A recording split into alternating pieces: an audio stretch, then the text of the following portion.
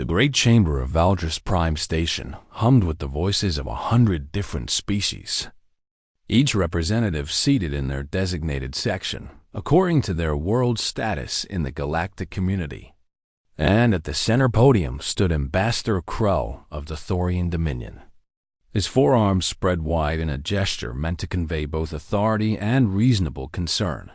"Esteemed council members," Krell began, his translation device converting his clicking speech into common galactic standard. "We gathered today to address an injustice that has persisted for far too long."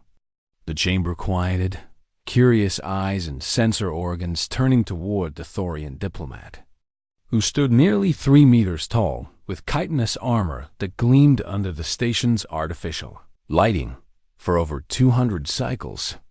"Humanity has claimed exclusive rights to a massive sector of space," Krell continued, his mandibles clicking with agitation. "They refuse all passage, all trade routes, all scientific expeditions through their so-called territory." In the human section, Ambassador Linda Morgan sat with perfect stillness, her hands folded on the desk before her, her expression calm and patient as she listened to yet another challenge to human sovereignty. Beside her sat Captain Danny Price in his dress uniform, his military bearing evident even in the casual way he observed the proceedings. "The Thorian Dominion proposes," Krell announced with dramatic flair, "that this council revoke humanity's territorial restrictions and open those space lanes to free galactic commerce." Murmurs rippled through the chamber, some species nodding in agreement while others looked uncertain. Council Speaker Vess, a floating crystalline being from Meridian, pulsed with soft blue light to call for order. "Ambassador Krell." Vess's voice resonated through the chamber like wind chimes. "Humanity's territorial claim was recognized by this council 60 cycles ago. What new evidence do you present to justify reopening this matter?" Krell's eyes gleamed with what might have been triumph among his species. "I present the evidence of 17 expeditions, Speaker Vess. 17 separate missions that entered human space over the past century." The chamber erupted in shocked voices. Several species delegations, turning to stare at the human section with expressions ranging from alarm to accusation. None of these expeditions returned. Krell's voice cut through the noise. 17 ships, thousands of crew members, simply vanished after crossing into human territory. "That is a lie," Linda's voice carried across the chamber, clear and firm without being raised, and the room fell silent. She rose slowly from her seat, smoothing her diplomatic robes with unhurried grace. "Ambassador Krell speaks of 17 unauthorized incursions into sovereign human space, not expeditions. Each of these vessels ignored multiple warnings, refused all communication, and entered our territory with active weapon systems." "You admit to destroying them, then?" Krell shot back, his mandibles spreading in what his species considered a smile. "I admit nothing of the sort," Linda replied, walking calmly toward the center floor. "I state only that these vessels entered human space without permission and did not return. What happened to them is a matter your own intelligence services should investigate before making accusations." Danny watched from his seat, his trained eye catching the subtle tells of various species around the chamber. Some looked genuinely concerned, while others seemed to be calculating political advantage. The Thorian delegation appeared too confident, as if this entire session had been planned in advance. The human delegation maintains, Linda addressed the full council now, that our territorial boundaries exist for the protection of all species, not as some primitive expression of paranoia. "Protection?" Krell laughed, a harsh chittering sound. "The mighty Deathworlders need to protect themselves from peaceful explorers and traders?" "No." Linda's response came quietly but with absolute certainty. "Our borders protect you." The chamber exploded in reaction, dozens of species speaking at once, some demanding explanation, while others shouted in outrage at what they perceived as a threat. Speaker Vess pulsed with red light. calling for order with increasing urgency. "Ambassador Morgan, please clarify your statement." Linda turned slowly, meeting the eyes of as many delegates as she could. "Humanity claims no superiority over any species represented here. We seek no conflict, no expansion, no galactic dominance. We ask only one thing. Request permission before entering our space. Follow our designated routes, and you will find us the most welcoming species in this galaxy." "And if we refuse?" Krell demanded. "Then you take responsibility for whatever happens," Linda said simply. "Our warning systems are clear, our boundaries are well marked, and our laws are posted in every galactic database. Ignorance is no excuse, and hostile intent will be met with consequences." "Is that a threat?" Another delegate called out from the Zorthian section. "It is a fact." Danny spoke for the first time, his military bearing lending weight to his words. "Just as it is a fact that gravity will crush an unprotected ship, or that flying into a star will destroy any vessel. Human space has its own laws, and those who violate them face the results of their choices." Krell slammed one of his 4 fists on his podium. "The Thorian Dominion does not fear Deathworld primitives or their mysterious threats. We demand free passage through human territory, and we will take it if necessary." The chamber fell into shocked silence at such an open declaration. Several species delegations immediately began quiet conversations with their aides. While others looked to Speaker Vess for guidance, Linda's expression never changed, remaining calm and professional. "Then the Thorian Dominion will face the same outcome as the previous 17 unauthorized incursions. Humanity will not prevent you from entering our space, Ambassador Krell. We will simply continue to warn you, as we warn all who approach our borders." "You cannot stop us," Krell declared triumphantly. "We do not need to," Linda replied, then added softly, "You will stop yourselves, or something else will. Humanity merely maintains the warning beacons." Speaker Vess pulsed with calming blue light. "This council will table the Thorian motion pending further investigation.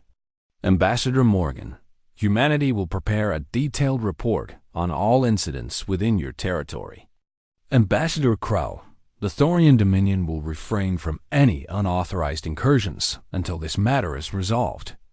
Both ambassadors acknowledged the speaker's ruling, though Krell's body language suggested barely contained fury, while Linda simply nodded with quiet acceptance as the session ended and delegates began filing out. Danny moved to Linda's side, speaking quietly.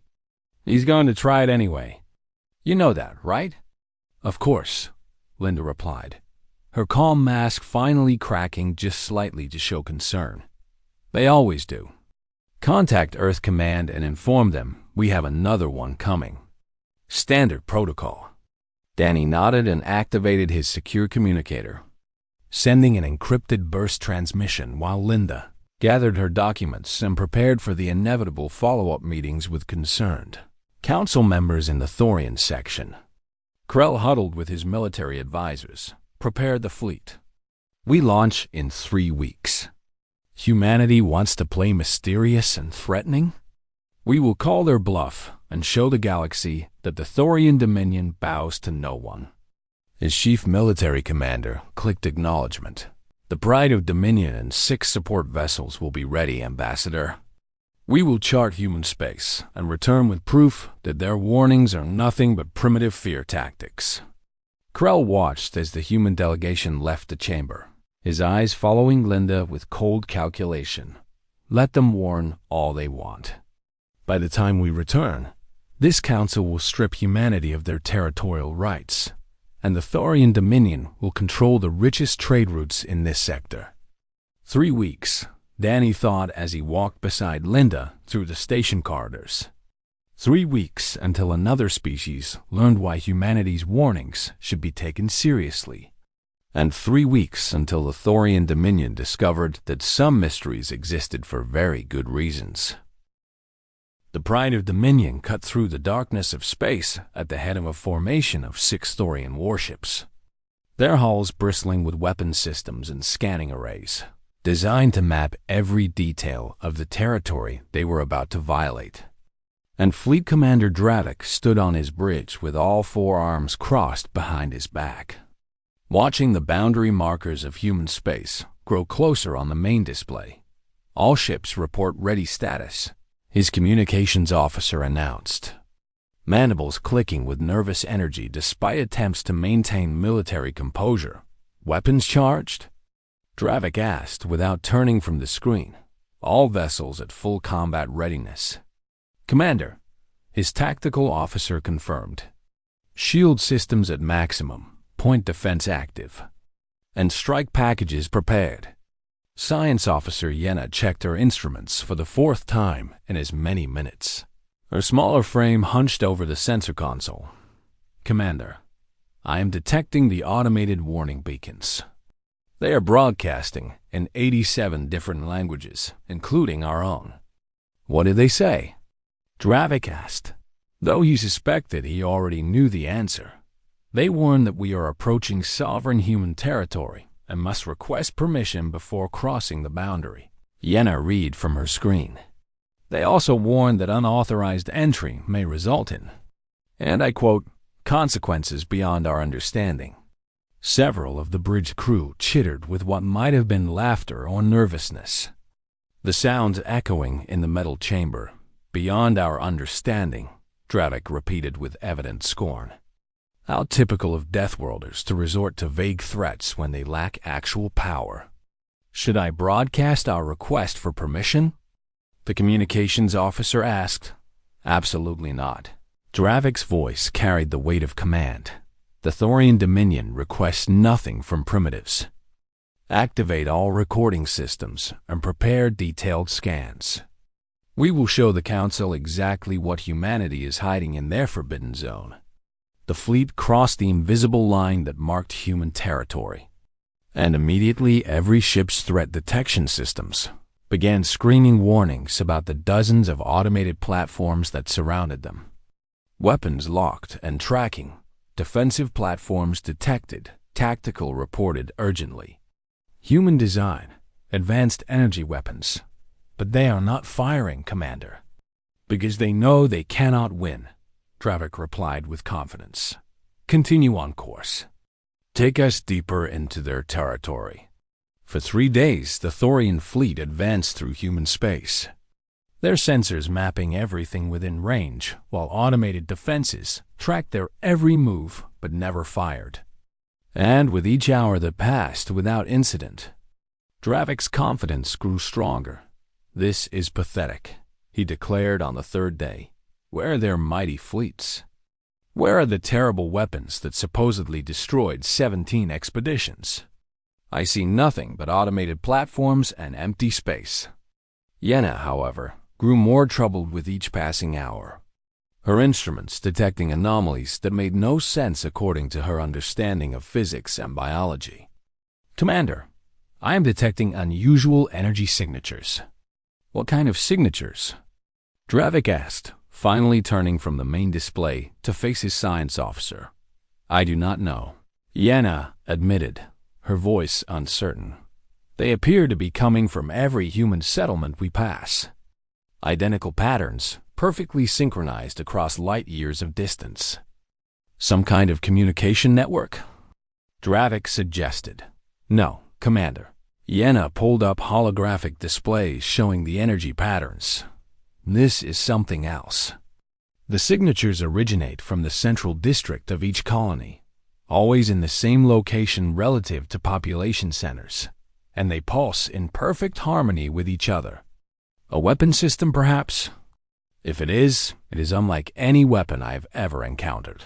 Yenna replied. The energy type does not match any non-destructive technology. It is almost organic in nature. Dravik dismissed her concerns with a wave of one hand. Humans are Deathworlders. Their technology probably incorporates biological components. Focus on mapping military installations instead of worrying about civilian power signatures. But Yenna could not shake her growing unease, especially when her scans revealed something else. There were no military installations to map. No fortified positions, no defensive fleets stationed at strategic points. Just colonies going about their daily lives with minimal protection. "Commander," she reported quietly, "I do not believe humanity is hiding anything from us." "What do you mean?" "I mean their settlements are completely open."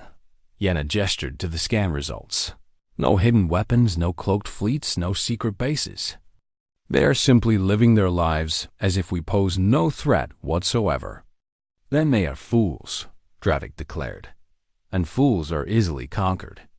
Set course for the nearest major colony. We will land a team and gather intelligence directly." The target colony was designated New Seattle in human records. A settlement of approximately 2 million humans on a verdant world with vast oceans and dense forests. And as the Thorian fleet entered orbit, Yenna's instruments detected those same mysterious energy signatures pulsing stronger than ever.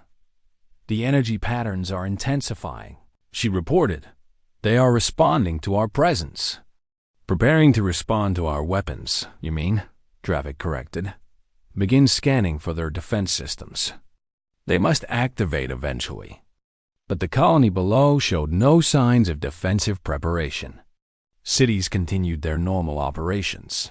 Transport vehicles moved along established routes. And when Dravik ordered a landing party to descend to the capital's main plaza, the humans below did not even raise planetary shields. Captain Greg Hamilton sat in the command chair of the UHSV Sentinel, a patrol vessel that had been shadowing the Thorian fleet since they crossed the boundary. And his second-in-command, Lieutenant Amy Chun, monitored the automated warnings that the intruders continued to ignore. "They are landing a team on New Seattle," Amy reported, her voice tight with concern. "Should we intervene?" "Negative," Greg replied calmly.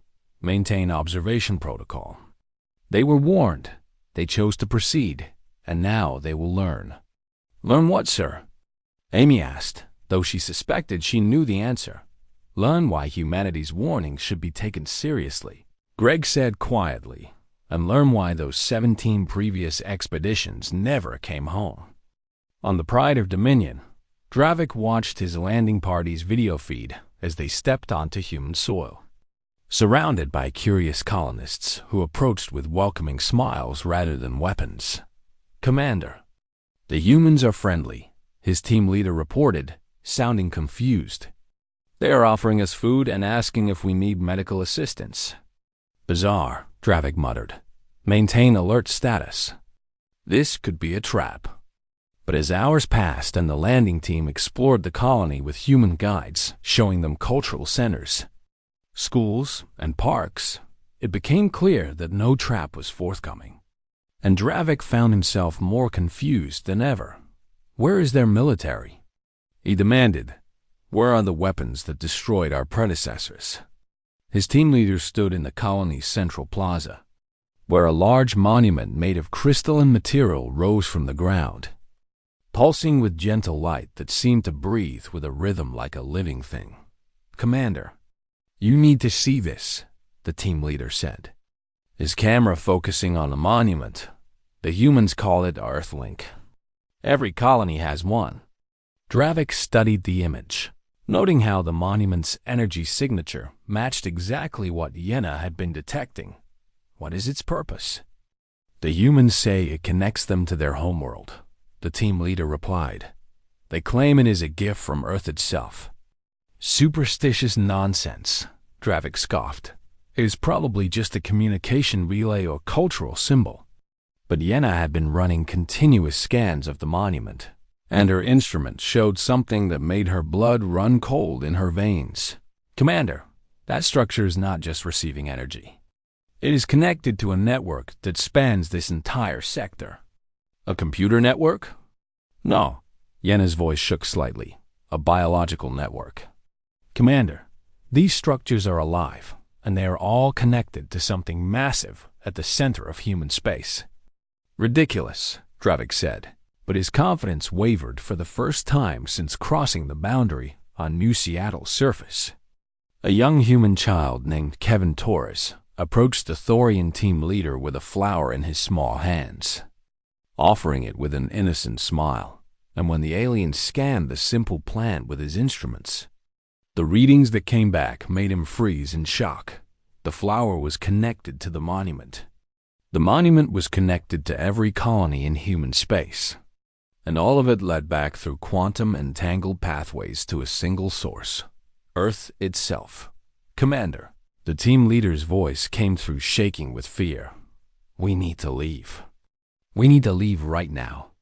But even as he spoke, Yena's instruments aboard the Pride of Dominion detected massive energy buildups, forming around every ship in the Thorian fleet.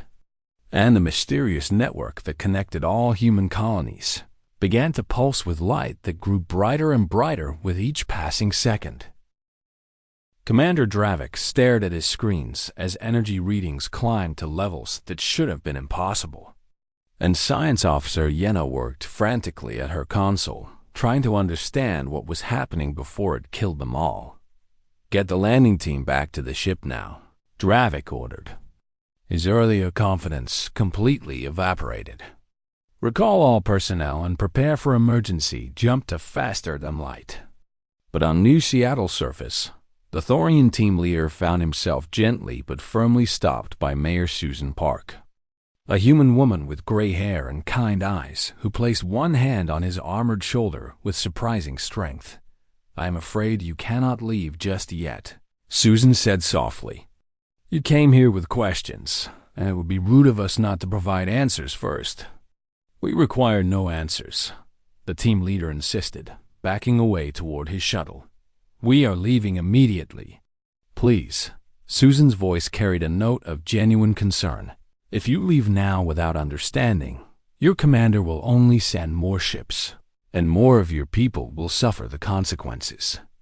Let us explain what you have stumbled into." The Thorian hesitated, his warrior training warring with his growing fear. But something in the human's expression made him pause. "What is happening? What are those energy readings?" "Earth is waking up," Susan replied simply. "It knows you came here with hostile intent, and it is preparing to protect its children." "Earth is a planet," the team leader said. "Planets do not wake up or have intent." Susan smiled sadly. "Come with me. There is someone who can explain better than I can." She led the Thorian team through the plaza toward a building marked as the colony's Xenobiology Research Center, where Dr. Frank Ellis waited in a laboratory filled with plants and soil samples from dozens of worlds, including several containers marked with symbols the Thorians did not recognize. "Thank you for staying," Frank said as they entered, his tone suggesting he was greeting expected guests rather than armed intruders. "I am sure you have many questions about what your instruments are detecting. Explain these energy signatures," the team leader demanded, keeping his weapon ready despite Susan's apparent friendliness. "Explain how a simple monument connects to your entire civilization." Frank gestured to a holographic display that showed Earth rotating slowly in space, its blue and green surface looking deceptively peaceful. "To understand that, you need to understand Earth itself. And more importantly, you need to understand humanity's relationship with our homeworld." He manipulated the controls to show historical images of Earth's past: vast cities burning, nuclear explosions scarring continents, oceans choked with pollution, and forests reduced to ash. Thousands of years ago, humanity nearly destroyed ourselves, Frank explained quietly. "We fought wars that poisoned our own planet. We consumed resources without thought for tomorrow. And we brought Earth itself to the brink of death." The Thorians watched the images with recognition. Many species had similar periods in their history, times of violence and near extinction before achieving unity and space travel. "But something happened," Frank continued, the images shifting to show Earth slowly healing. "Our planet did not simply recover. It evolved, or perhaps it awakened from a sleep we never knew it was in." "What do you mean awakened?" the team leader asked despite himself. "Earth became aware," Frank said simply, not conscious in the way you or I are conscious, but aware nonetheless. It recognized that we, its children, had nearly killed ourselves and nearly killed it in the process, and it chose to help us survive. The hologram showed networks of energy spreading across Earth's surface, connecting forests and oceans, mountains and plains into a single unified system. Earth taught us to live in balance, Frank explained. It showed us how to heal the damage we had done, and in return, we bonded with our homeworld in ways no other species has ever experienced. Yenna's voice crackled through the team leader's communicator, frantic and scared. Team leader, the energy signatures are not weapons. They are pieces of Earth itself. Every human colony carries a quantum-entangled fragment of your homeworld. Frank nodded, as if he had heard Yenna's transmission. Your science officer is correct. When we left Earth to colonize other worlds, we did not simply leave our planet behind. We carried Earth with us. He gestured to the monument in the plaza, visible through the laboratory windows. Every colony has an Earth link. It is not a symbol or a communication device. It is literally a living piece of our homeworld, grown from Earth's own essence and connected to the parent world through quantum bonds that transcend distance. That is impossible, the team leader protested. Matter cannot be quantum entangled on such a scale. Yet here we are, Susan said from behind him. And here is Earth, aware of your presence in its territory, aware of your intentions and preparing to respond. What will it do? The team leader asked, his voice dropping to barely a whisper. Frank's expression turned sad. That depends on what you came here to do.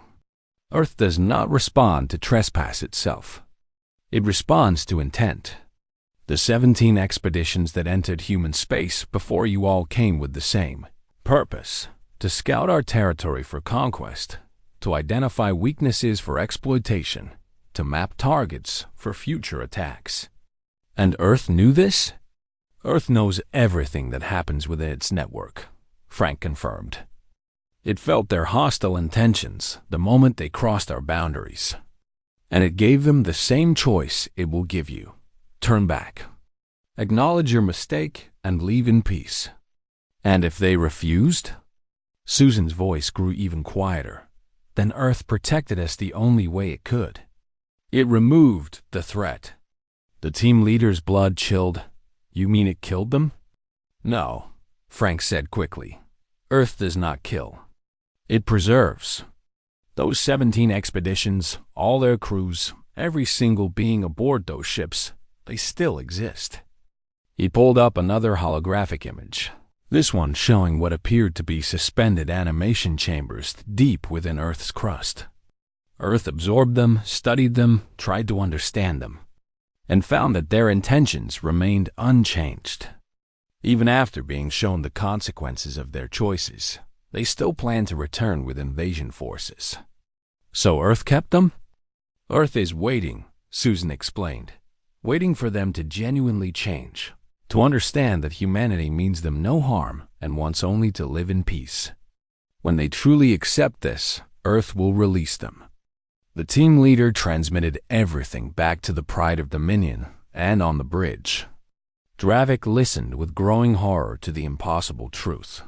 This is madness, he whispered. But his instruments confirmed every word. Ascension planet? Quantum-entangled colonies? Preserved expedition members waiting to change their minds.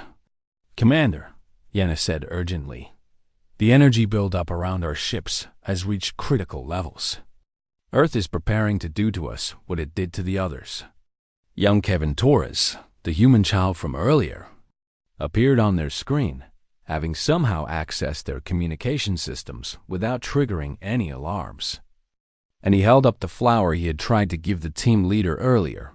This flower is connected to my world's Earth link, Kevin said in a child's voice that somehow carried across light years. And through that link to Earth itself. Earth wanted me to give it to your leader, but he ran away before I could. Why? Dravik heard himself ask. Because Earth wants you to know that it understands fear. Kevin replied. It knows what it is like to be scared and to lash out because of that fear. Humanity did that for thousands of years before we learned better. The child smiled, innocent and trusting. Earth is giving you the same chance it gave us. Choose to change. Choose to be better. Choose peace over conquest. It is not too late, but you have to decide soon. The transmission ended, and Dravik found himself staring at his screens where the energy readings continued to climb, knowing that within minutes Earth would make its move, and his fleet would face the same fate as the 17 expeditions that came before. Commander, his navigator Dren spoke quietly. I believe we need to make a choice, and we need to make it now. The bridge of the Pride of Dominion descended into chaos as alarms screamed warnings about energy levels that exceeded every safety parameter in Thorian military doctrine. And Commander Dravik stood frozen at his command position, while his crew looked to him for orders that could save their lives. Shields at maximum, his tactical officer reported, voice shaking with barely controlled panic. But the energy building around us is not attacking our shields. It is forming some kind of containment field. Can we break through it? Dravik demanded, his forearms gripping his command chair with enough force to dent the metal. Unknown. Commander, Tactical replied, our weapons are charged and ready. But I do not know if firing will free us or trigger whatever response Earth is preparing. Science Officer Yenna worked frantically at her console, analyzing data that rewrote everything she thought she understood about physics and biology. Commander, the quantum network is spreading. Earth's presence is extending throughout this entire sector, and we are completely surrounded. Navigator Dren turned from his station, his usual calm demeanor cracking to show genuine fear. Commander, I must speak with you privately. It is urgent. Dravik wanted to dismiss the request, but something in Dren's tone made him pause. Make it quick. We may have only minutes. They stepped into the small conference room adjacent to the bridge, and Dren immediately activated privacy shields to prevent anyone from overhearing what he was about to say. Commander, I know you do not believe in old stories, Dren began, but my family has preserved legends from before we achieved spaceflight, from the ancient times when my people first looked up at the stars. This is no time for mythology, Dravik snapped. Please. Commander, listen, Dren insisted. One of our oldest legends speaks of a world that dreams, a planet that achieved consciousness while its children still crawled in the dirt, a world so ancient that it predates our entire galactic civilization. Dravik stared at his navigator.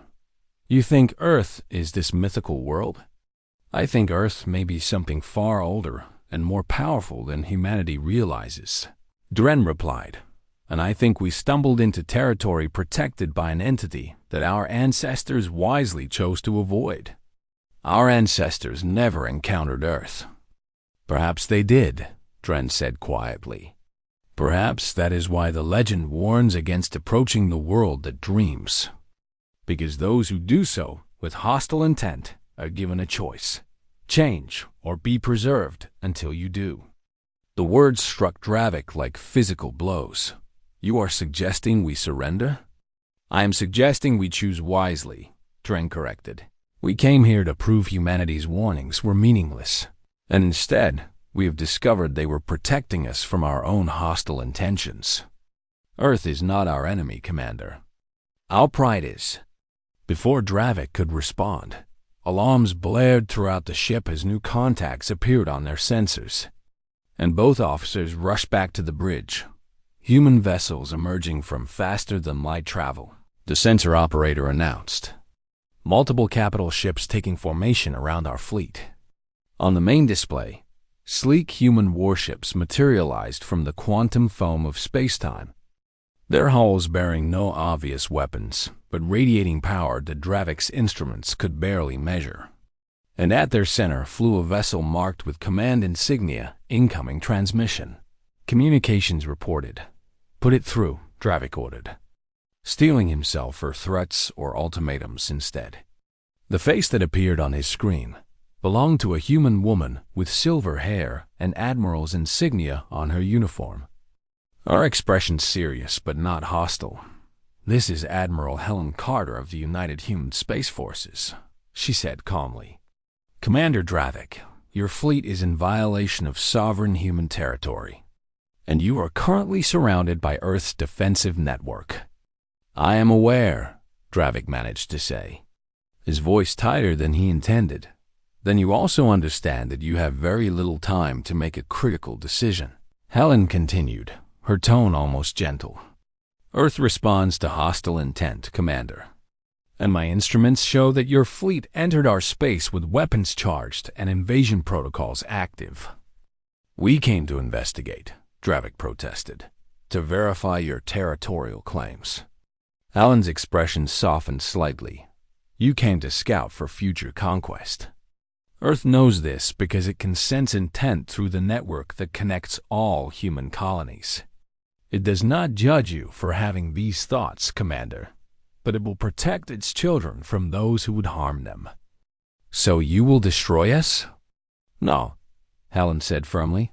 "That is not how humanity operates, and it is certainly not how Earth operates. You still have a choice, Commander Dravik. You always had a choice." Lieutenant Carl Morrison, Helen's tactical officer, spoke quietly from his station on the human flagship. "Admiral, Earth's network has reached activation threshold.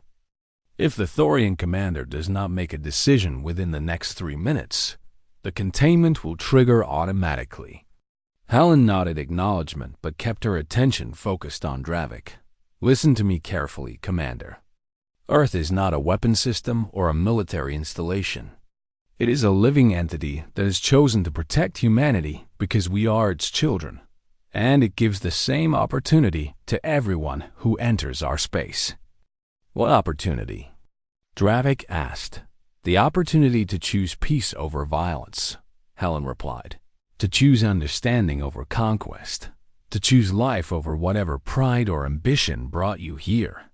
If I refuse," Helen's expression turned sad, "then Earth will preserve you and your crew, just as it preserved the 17 expeditions before you. You will not be killed or harmed. You will be held in suspended animation until such time as Earth senses that your hostile intent has genuinely changed." "That could be forever," Dravik whispered. "It could be," Helen acknowledged. "Or it could be moments if you truly embrace the change. Earth is patient, Commander, but humanity is offering you something better." "What?" "Free will," Helen said simply. "Acknowledge your violation. Request formal permission to leave our space, and commit to approaching us peacefully in the future. Do this genuinely, from your core being, and Earth will release its hold on your fleet." Dravik looked around his bridge at the crew members who trusted him with their lives, at the displays showing Earth's massive network surrounding them with power beyond any weapon his people possessed, and at the human admiral who offered mercy when she could have simply watched them be absorbed into Earth's preservation system. "How do I know you are telling the truth?" he asked. "You do not," Helen admitted. "But consider this. If we wanted you dead, Earth could have simply destroyed your ships the moment you crossed our boundary. If we wanted you imprisoned, we would have let the automatic systems trigger without warning. Instead, I am here, offering you a way out that preserves your life, your crew, and your dignity." On New Seattle's surface, Mayor Susan stood with Dr. Frank and the Thorian landing team in the plaza, watching the Earth-Link pulse with increasing intensity. "Your commander is struggling with his choice," Frank observed quietly. "Earth can sense his conflict. What happens if he chooses pride over survival?" The Thorian team leader asked. "Then you will all sleep for a very long time," Susan said softly, "and we will care for you while you sleep, hoping that eventually you wake with changed hearts." The team leader looked at the monument, at the quantum network that connected it to a living planet across light years of space. and of the humans who stood beside him without fear or hatred despite his armed intrusion into their home. "I do not want to sleep," he said quietly, then activated his communicator. "Commander Dravik, this is Team Leader. I am on the planet's surface, and I can confirm everything the humans have told you is true. Please, sir, choose peace. Let us go home to our families." Aboard the Pride of Dominion, Dravik heard his subordinate's plea, felt the energy field tightening around his ship, and looked at the human admiral, who waited patiently for his decision. "What exactly do you want me to do?" he asked. Finally, Helen's relief was visible. "Broadcast a message to our communication network. State clearly that you acknowledge your unauthorized entry into human space, that you request formal permission to leave, and that you commit to approaching humanity through proper diplomatic channels in the future. But Commander, and this is critical, you must mean it." "Earth will know if I lie?" "Earth knows intent," Helen confirmed. "False words spoken with hostile thoughts will change nothing. This must be a genuine choice, or it is no choice at all." Dravik closed his eyes, feeling the weight of his pride warring with his responsibility to his crew. And in that moment of decision, he understood what the 17 previous commanders had failed to grasp. Sometimes strength meant admitting you were wrong. 6 months had passed since Commander Dravik made his choice. 6 months since the Thorian fleet broadcast their request for permission and felt Earth's massive presence released them from containment. And now the great chamber of Valdris Prime Station filled once again with representatives from across known space. But this time the atmosphere carried weight far heavier than political maneuvering. Dravik stood at the central podium where Ambassador Krell had stood before.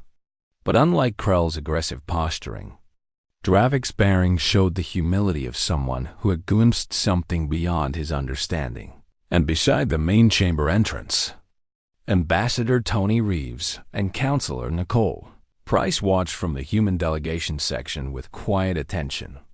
"Esteemed council members," Dravik began, his translation device carrying his words to every species present. "I appear before you today not as a conqueror who succeeded, but as a fool who learned wisdom through mercy he did not deserve." The chamber remained silent. Every delegate focused on the Thorian commander, whose expedition had become the subject of intense speculation throughout the galaxy 6 months ago. "I led a fleet of 7 vessels into human space without permission," Dravik continued. His forearms held in a Thorian gesture of complete honesty. "I went with hostile intent, planning to map human territory for future conquest, and to prove that their warnings were mere intimidation tactics." He paused, his mandibles clicking in what his species recognized as deep shame. "I was wrong about everything." Council Speaker Vess pulsed with interested blue light. "Commander Dravik, please tell this council what you discovered in human territory." Dravik activated a holographic display that showed Earth rotating in space, its surface connected by glowing lines of energy that extended outward to every human colony. "I discovered that humanity's warnings exist not to hide weakness, but to protect other species from consequences we cannot imagine." "Elaborate," Vess requested. "Earth is alive," Dravik said simply, letting the words hang in the stunned silence that followed. "Not alive in the way we understand biological life, but conscious nonetheless. It knows when vessels enter its territory, it senses their intentions, and it responds to protect the species it considers its children." Dozens of delegates erupted in disbelief, their various forms of speech creating a cacophony of denial and skepticism. But Dravik continued speaking over them. "I have brought complete sensor logs from my expedition," he announced. "Every scientific reading, every energy signature, every quantum measurement that proves what I say is true. My science officer has prepared detailed analysis that your own experts can verify." He gestured, and Science Officer Yenna approached the podium with data modules containing their findings. "Earth is not simply a planet," Yenna explained. her voice carrying the authority of rigorous scientific method. It is a quantum biological network that spans every human settlement across dozens of light years. Each colony carries a living fragment of Earth itself, connected through quantum entanglement that allows instantaneous communication and awareness. This violates known physics. A Zorothian scientist protested from the gallery. It violates physics as we understand them. Yenna corrected. But my measurements are accurate and reproducible. Earth operates on principles we have not yet discovered, possibly because no other species has ever achieved such symbiosis with their homeworld. Dravik continued his testimony, describing the moment his fleet was surrounded by Earth's defensive network, the choice Admiral Helen Carter offered, and the truth about the 17 previous expeditions. They are alive, he told the shocked council. All of them, every crew member from every unauthorized incursion over the past century. Earth did not destroy them or kill them. It preserved them in suspended animation, waiting for their hostile intentions to genuinely change. And if their intentions never change, someone called from the audience. Then Earth will wait, Dravik replied. It has infinite patience, and it will care for them indefinitely until they choose peace over conquest. Tony Reeves stood slowly, drawing attention from across the chamber. If I may address the council? Vess pulsed acknowledgement, and Tony walked calmly to the floor. Commander Dravik speaks truthfully about everything he witnessed, Tony confirmed. And humanity wants to clarify several points that I believe will ease the concerns of many species here today. He activated his own holographic display, showing the same Earth network that Dravik had presented, but with additional layers of information. First, Earth responds only to genuine hostile intent, Tony explained. Simple trespass, even armed trespass, is not sufficient to trigger preservation. Earth must sense that a vessel or fleet entered human space with plans for conquest, exploitation, or harm. How does it determine intent? A delegate asked. We do not fully understand the mechanism ourselves, Tony admitted, but we believe Earth reads patterns in brain activity and behavior that indicate true purpose. Beings who enter our space out of curiosity, emergency, or even defensive concern are warned but not threatened. Nicole Price added from her seat. The 17 preserved expeditions all shared common characteristics. They were military vessels. They ignored repeated warnings. They actively scanned for tactical weaknesses. And their crew members' communications indicated clear intentions to return with invasion forces. Second, Tony continued, humanity offers a simple solution that prevents any future incidents. Request permission before entering our space.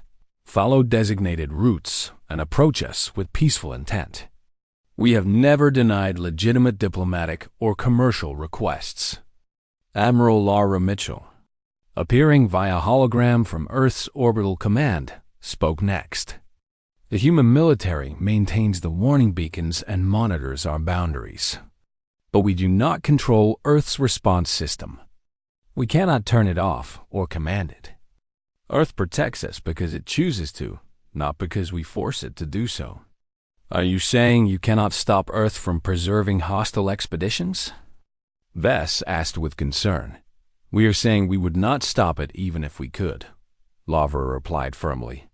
Earth's protection has allowed humanity to expand peacefully across the galaxy without building massive military fleets or fortified borders. We trust our homeworld to distinguish between genuine threats and honest mistakes. Dravik spoke again, his voice carrying the weight of personal experience. I can confirm that Earth gave my fleet multiple opportunities to turn back or request permission. It was only after I continued advancing with weapons charged and tactical scans active that Earth began its containment protocol.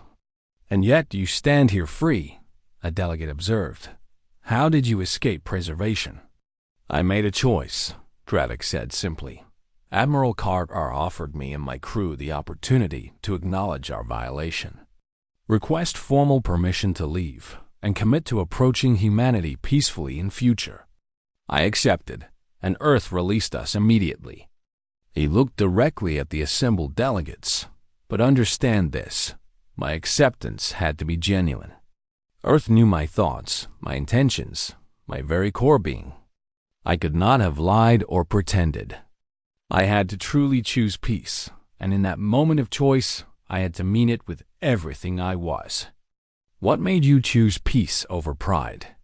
Someone asked quickly. Dravik was silent for a moment. Remembering young Kevin Torres and his offered flower. Remembering Susan Park's kindness to armed intruders. Remembering Dr. Frank Ellis, patiently explaining humanity's history instead of celebrating their capture. A human child tried to give me a flower, he said finally. And in that simple gesture, I understood something profound. Humanity could have destroyed my fleet the moment we crossed their boundary, but instead they sent a child with a gift. What kind of species responds to armed invasion with kindness? His mandibles clicked with something that might have been wonder. I realized that humanity's greatest weapon is not Earth's power, but their choice to offer mercy when they could demand surrender.